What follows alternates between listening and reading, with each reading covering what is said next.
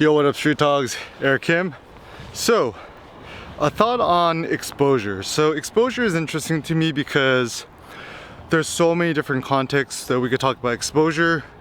We could talk about exposure in terms of photos, getting exposure for your art, or even getting exposed to new ideas or exposing your ideas to others, or exposure to pathogens, allergens, whatever it may be.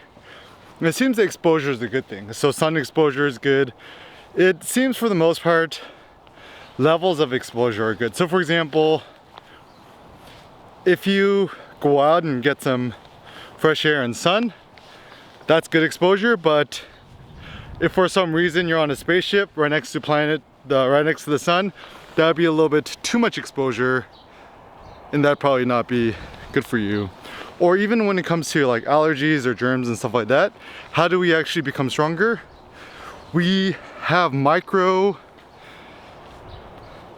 exposures to these pathogens. So like, you know, kids who grow up in farms and barns or with dogs or whatever, they generally tend to have fewer allergies than kids who grow up, you know, in a super sterile environment. So actually that's the irony, is that, you know, obviously hygiene is really important and to sterilize things are really important, but a hyper sterile society is kind of a bad thing because it prevents us from actually getting stronger. And so I think about myself a lot. How did I get to where I am today? And actually I was just very lucky that I had exposure to the right people, to the right mentors, to the right ideas. And you know, even going to college, the best thing was exposing my mind to all these new ideas and concepts I didn't even think about. Because as a kid or as an individual, it's difficult to think about things that are just like you have never had exposure to. So for example, you know, I got exposed to Calvin and Hobbes at a young age. I'm not even exactly quite sure, but you know, and Calvin and Hobbes changed the way I started to think. And if I never got that exposure, I would have never had that idea. Or like if I'd never got exposed to, like, you know, Nassim Taleb, who exposed me to other thinkers like, you know, the Stoics and so forth.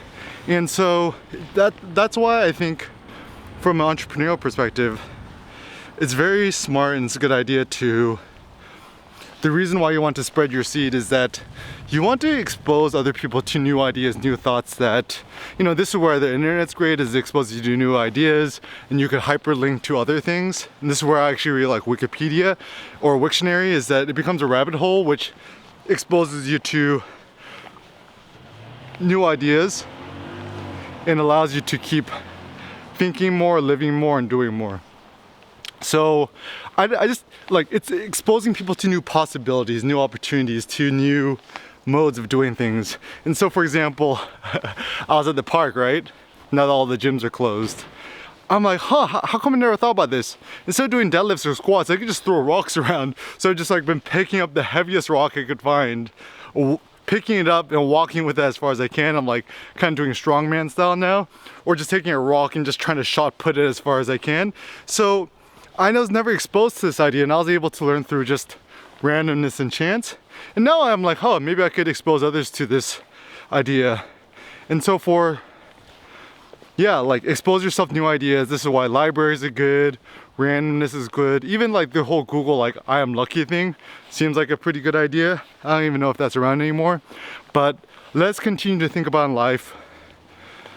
Expose yourself to new randomness, chaos, and chance. And this is what's gonna be the great fruit and juice of life.